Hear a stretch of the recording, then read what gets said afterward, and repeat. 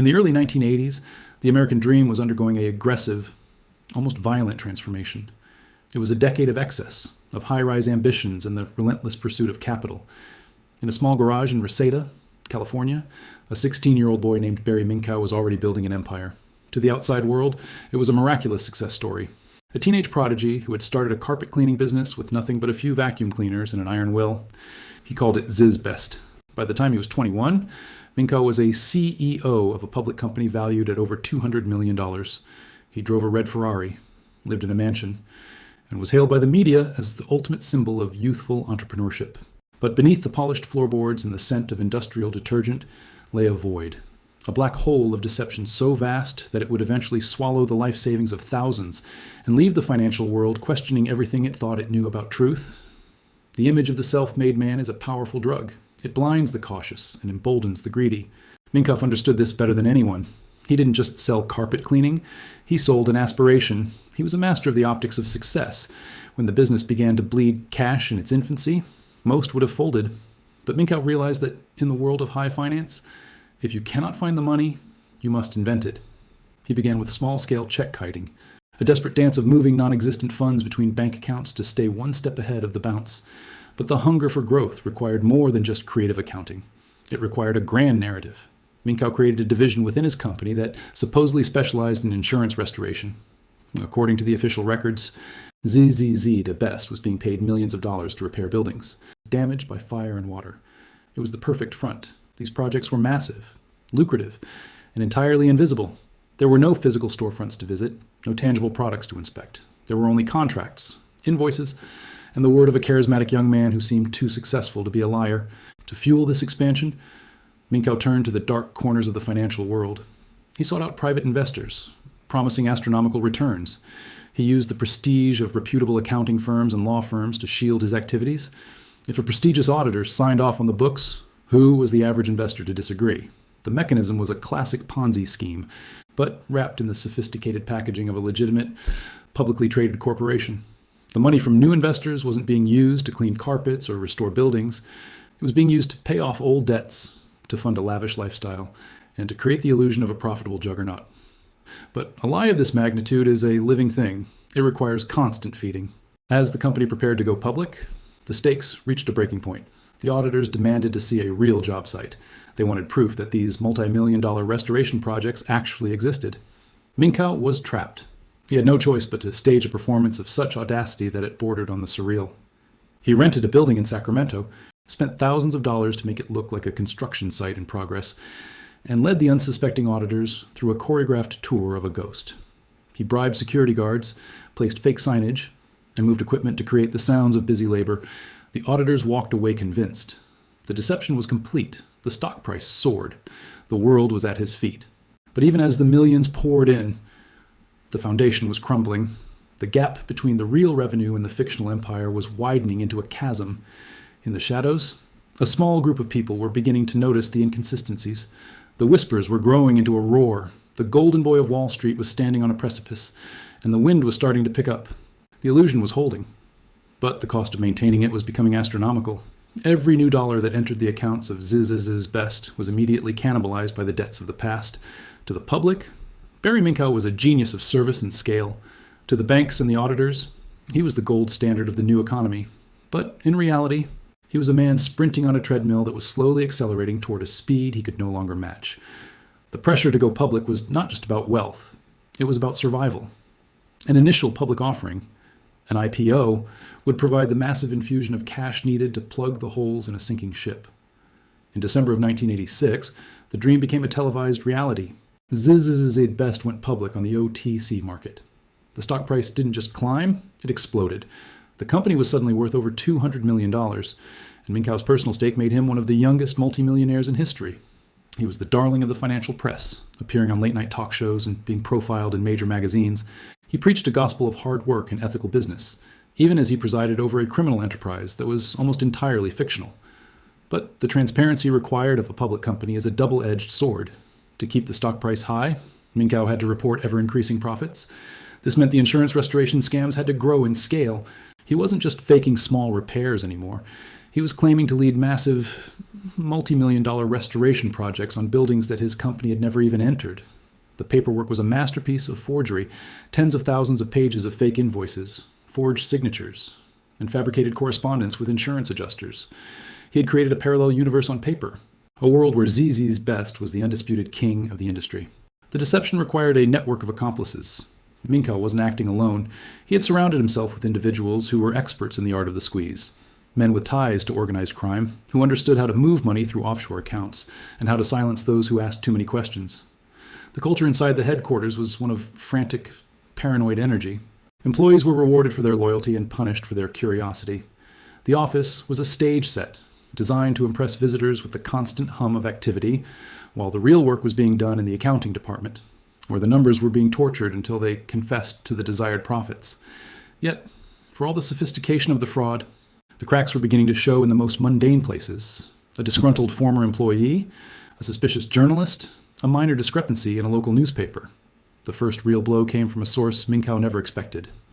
A Los Angeles Times reporter began looking into a series of credit card overcharges that had plagued the company's early days.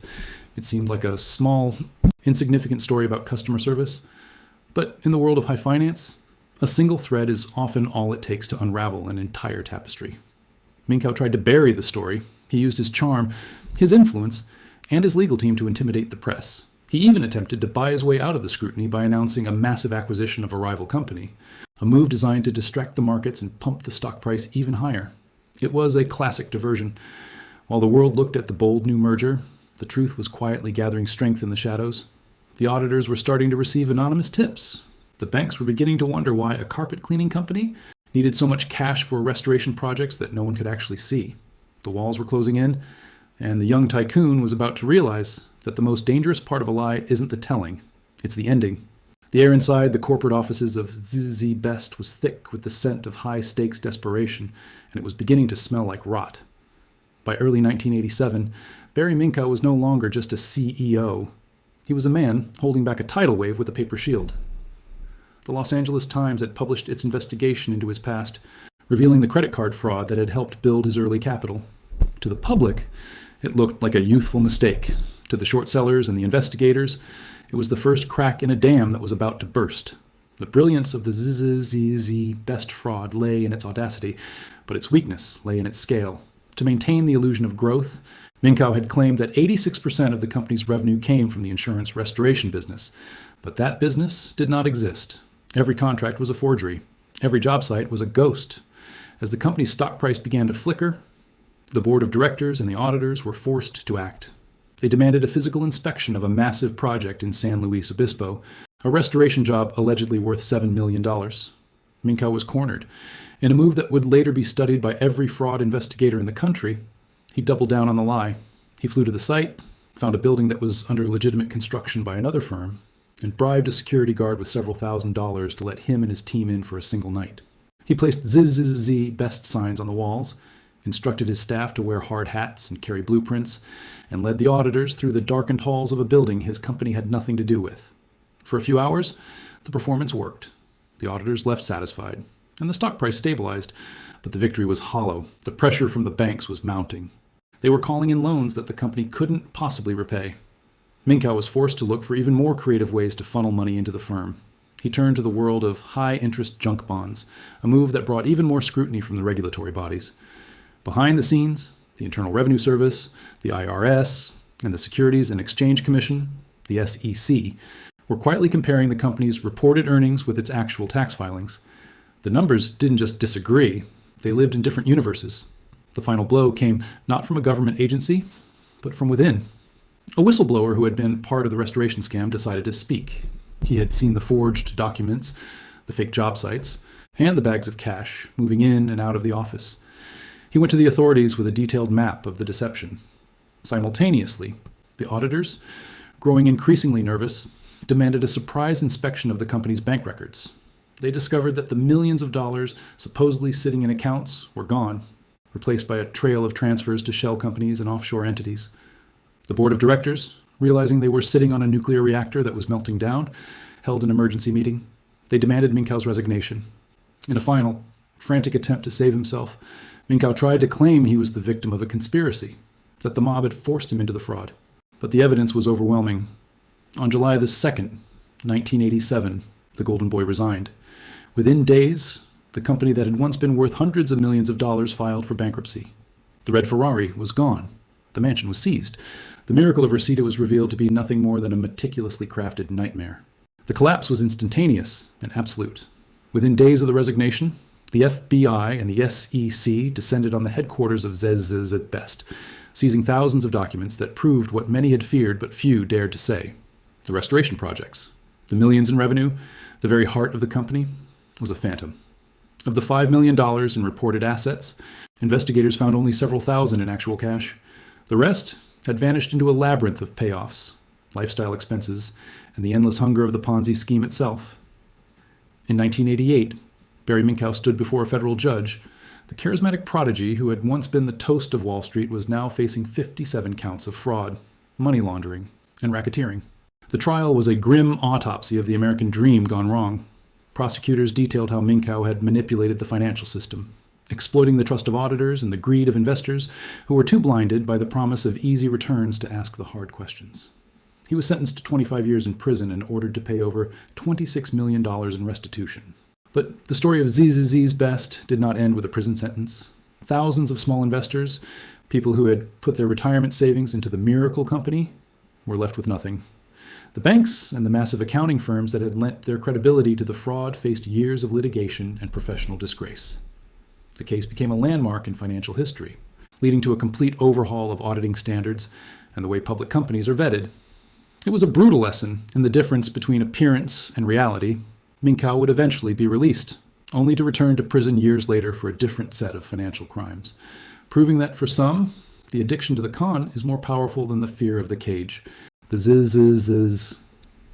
Best scandal remains a haunting reminder that in a world driven by metrics and optics, the most dangerous lies are the ones that look exactly like success. It taught us that when a story seems too good to be true, it almost certainly is. The technology of fraud has evolved, moving from paper invoices to digital ledgers, but the human nature behind it remains unchanged. To understand the future of money, we must first understand its past. Subscribe to uncover the truth.